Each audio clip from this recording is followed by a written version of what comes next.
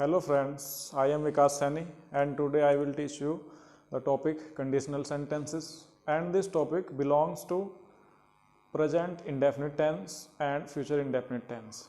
Students, it is very most important topic for you. This topic is related to your every type of academic examinations and competitive examinations. Watch the video till the end, and if you liked it, please like and subscribe the video. And if you want to read about the topic of tenses, you may watch my previous video. In my previous video, I told you about the topic of tense, and I also told you about this topic conditional sentences. आज आप लोगों को मैं conditional sentences के बारे में बताऊंगा, और ये टॉपिक कंडीशनल सेंटेंसेस दो टेंस से बिलोंग करता है, प्रेजेंट इंडेफिनिट और फ्यूचर इंडेफिनिट। सबसे पहले मैं आप लोगों को बताना चाहता हूँ कि कंडीशनल सेंटेंसेस होते क्या हैं। स्टूडेंट्स, कंडीशनल सेंटेंसेस का मतलब अगर हिंदी की बात करें तो उसका मतलब होता है शर्त सूचक वाक्य। हिंदी में इसको शर्त सूचक बोलते हैं। शर्त सूचक का मतलब होता है जिसमें कोई ना कोई शर्त दी गई हो, उसको हम कंडीशनल सेंटेंस बोलते हैं। And if in English I want to say that if there is a dependable condition in any sentence it is called the conditional sentence. यानी किसी वाक्य में यदि डिपेंडेबल का मतलब होता है वाक्य का आधा भाग दूसरे भाग के ऊपर डिपेंड करता हो, तो वो प्रकार के सेंटेंस कंडीशनल सेंटेंस के अंतर्गत आते हैं। और आधा भाग का सिस्टम क्या है? कंडीशनल सेंटेंस, जितने भी कंडीशनल सेंटेंस होते हैं ये आपके कॉम्प्लेक्स सेंटेंस कहलाते हैं। Students, there are three types of sentences in English grammar, and the three types are simple sentence, complex sentence, and compound sentence. And the conditional sentences are the part of complex sentences. And the complex sentences means complex sentence has two parts, principal clause and subordinate clause. यानी जो आपके complex sentence होते हैं उन्हीं के अंतर्गत conditional sentence आते हैं, और कंडीशनल सेंटेंसेस में दो क्लोज होती हैं, एक प्रिंसिपल क्लोज, एक सबऑर्डिनेट क्लोज। और यदि आप लोगों को क्लोज के बारे में पता है तो अच्छी बात है।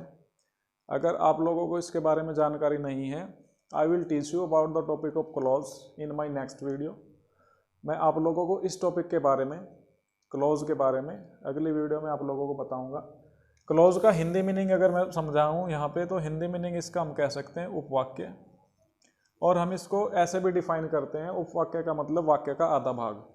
And there are three types of clauses in English grammar: principal clause, coordinate clause, and subordinate clause. And the subordinate clause has three parts: noun clause, adjective clause, adverb clause. यानी जो क्लोज होती हैं वो भी तीन प्रकार के होते हैं। एक प्रिंसिपल क्लोज होता है, एक कोऑर्डिनेट क्लोज होता है, और एक सबऑर्डिनेट क्लोज होता है। If there is a principal clause and one coordinate clause, it means the sentence is compound sentence. And if there is a principal clause and one or more than one subordinate clause, it means the sentence is complex sentences. Friends, I will teach you about the topic of clause in another video. Today we shall discuss about the conditional sentence, because the conditional sentence cannot be taught without the description of clauses. So I understand that it is necessary to teach you about something about the clauses. Okay? तो चूँकि बिना close की जानकारी के आप conditional sentence के बारे में अच्छे से नहीं समझ सकते, इसलिए मैंने थोड़ा सा रेफरेंस क्लोज का भी इस वीडियो में दिया है ताकि आप लोगों को पता चले। It means principal clause and subordinate clause. जिस सेंटेंस में एक प्रिंसिपल क्लोज होता है, एक सबऑर्डिनेट क्लोज होता है, उसे हम कॉम्प्लेक्स सेंटेंस कहते हैं, और उसी वाक्य को हम कंडीशनल सेंटेंस भी कह सकते हैं। जैसे जब मैं स्टेशन पर पहुंचा तो रेलगाड़ी जा चुकी थी। It means the half part of a sentence is depended upon the another part of a sentence, and we can say that the one clause depend on another clause of the sentence. यानी कि वाक्य का आधा भाग दूसरे भाग के ऊपर डिपेंड कर रहा है। It means it is a complex sentence. मेरे स्कूल पहुंचने से पहले घंटी बज चुकी थी। It means dependable condition. यदि तुम पढ़ोगे नहीं तुम पास नहीं होगे, डिपेंडेबल कंडीशन। जब तक वह यहाँ नहीं आएगा मैं उसे नहीं पढ़ाऊँगा, डिपेंडेबल कंडीशंस। वह मेरी मदद करेगा यदि मैं उसके पास जाऊँगा। these types of examples in which there is a dependable conditions and we can say that a clause depends upon the another clause is called complex sentences and conditional sentences. Okay, come to the point. अब चूंकि ये conditional sentences present indefinite tense और future indefinite tense से belong करता है, past indefinite tense में भी conditional sentences पाए जाते हैं, उनका अलग वीडियो में बनाऊंगा आप लोगों के लिए, यहाँ से आप इसके बारे में समझेंगे।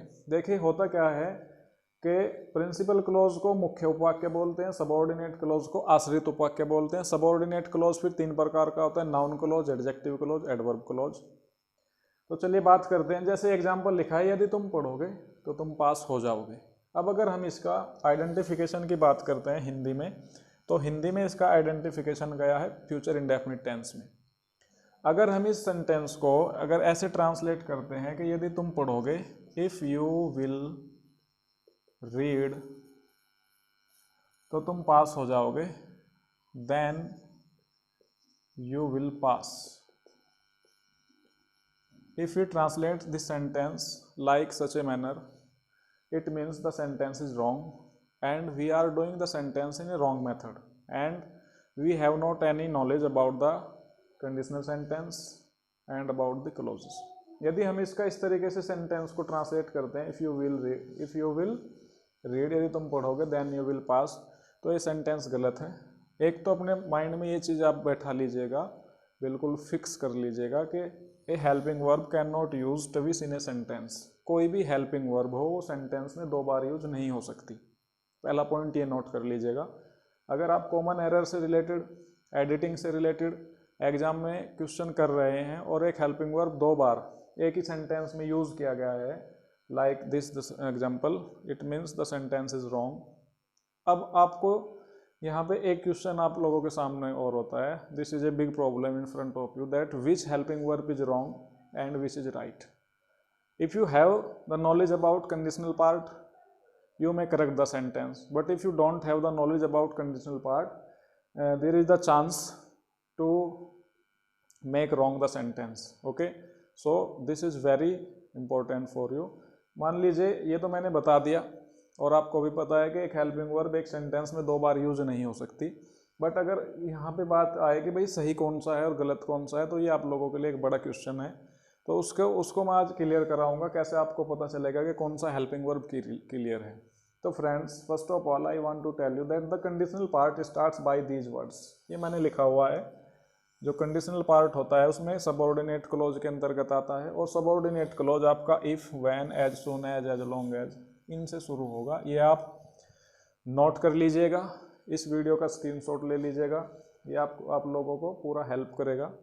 यानी कि यदि आपको प्रिंसिपल क्लोज और सबऑर्डिनेट क्लोज की अलग अलग पहचान है तो फिर तो आपके लिए बहुत ही ईजी हो जाएगा। आपको कोई ज़रूरत नहीं है ज़्यादा दिमाग लगाने की कि भाई किस में हमने एरर फाइंड करना है। But if you have not the identification of principal clause and subordinate clause, then you should learn these words. तब आप लोगों को ये शब्द याद होने चाहिए, जो भी क्लोज या जो भी स्टेटमेंट या जो भी part of the sentence will start by these words.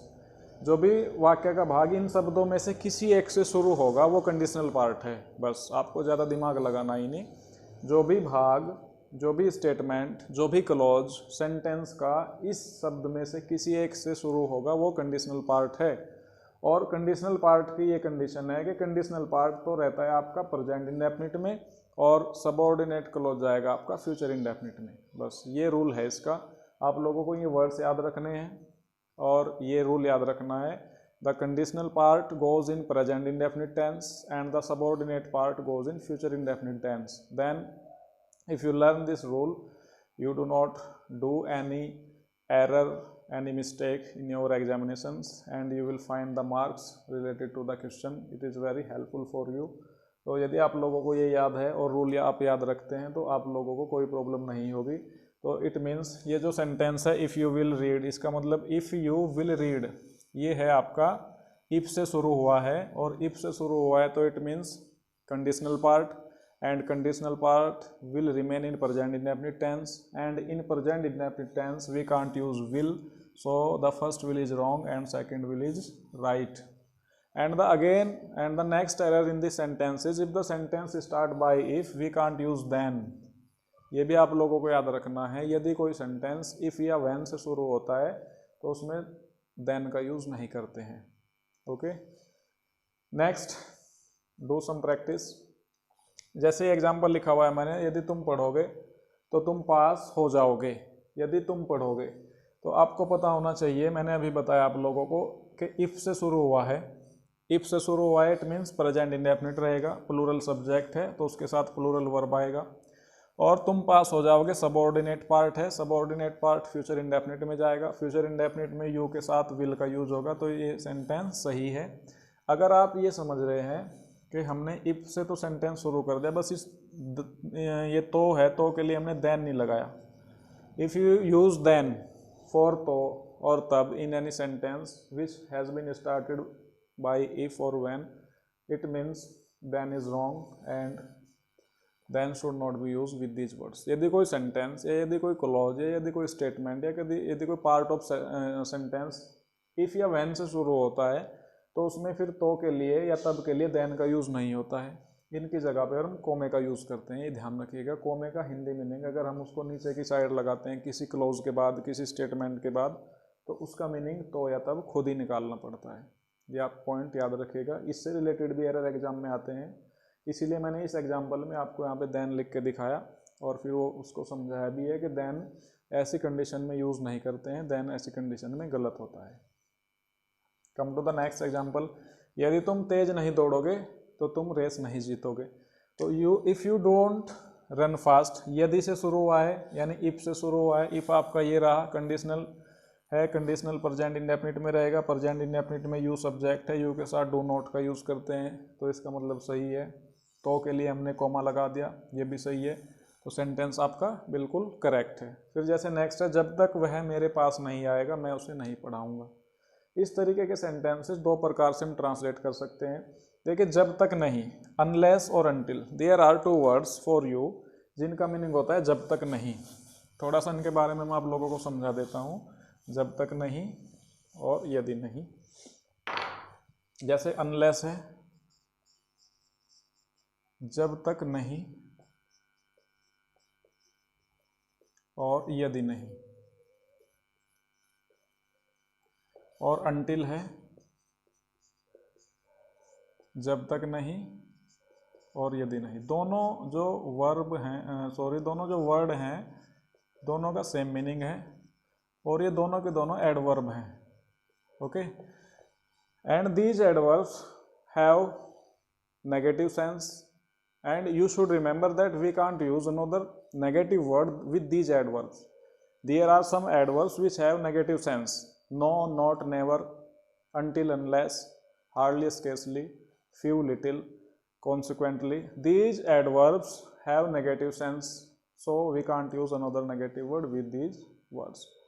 तो ये जो एडवर्ब हैं इनका चूंकि आप देख लीजिएगा, इनका पहले से ही मीनिंग नहीं आया हुआ है, इनके साथ पहले ही नहीं लगा हुआ है. इसका मतलब है कि हम इसके साथ दूसरा कोई नेगेटिव वर्ड यूज़ नहीं कर सकते. ये आप लोगों को याद रखना चाहिए, रिमेंबर करना चाहिए. अनलेस किस कंडीशन में यूज़ करते हैं? And now I want to tell the difference between the use of these adverbs. In which condition we use unless and in which condition we use until.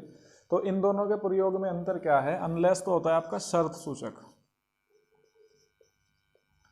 और until होता है आपका समय सूचक. यानी अगर कोई शर्त दी गई है तो उसके लिए हम unless का यूज़ करेंगे, समय दिया गया है तो उसके लिए हम until का यूज़ करेंगे. ये पॉइंट आप लोग याद रखिएगा, इससे रिलेटेड भी एरर आता है एग्जाम में.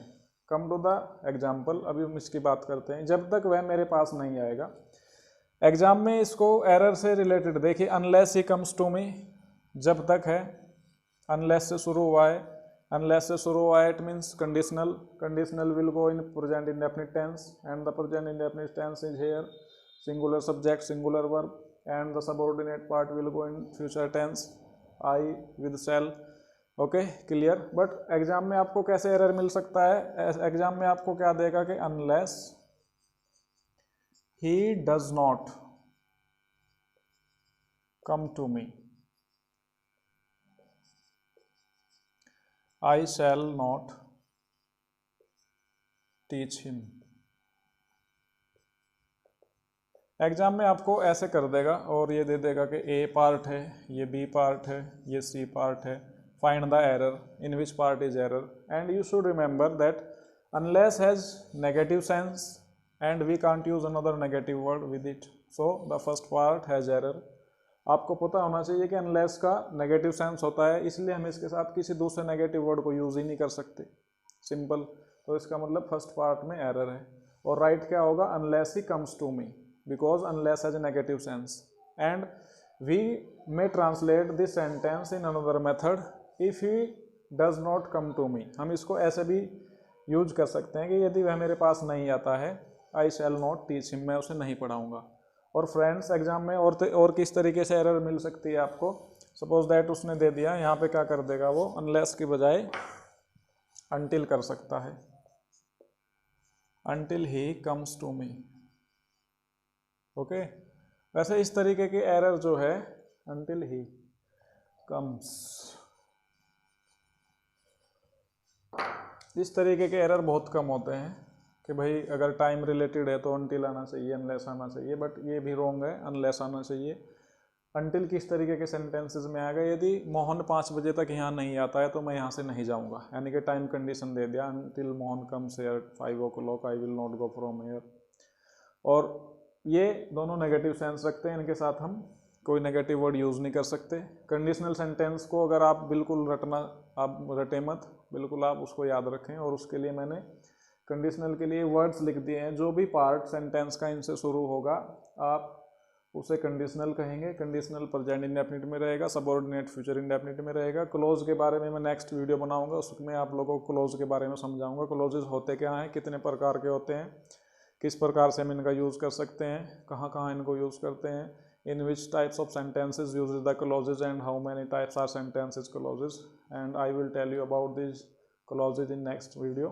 Okay, if you have any problem, any query, you may contact me and you may message me, and if you have liked the video, please like and comment and share the video and subscribe the channel। Okay, मिलते हैं फिर next video में, आज के लिए इतना ही, thank you.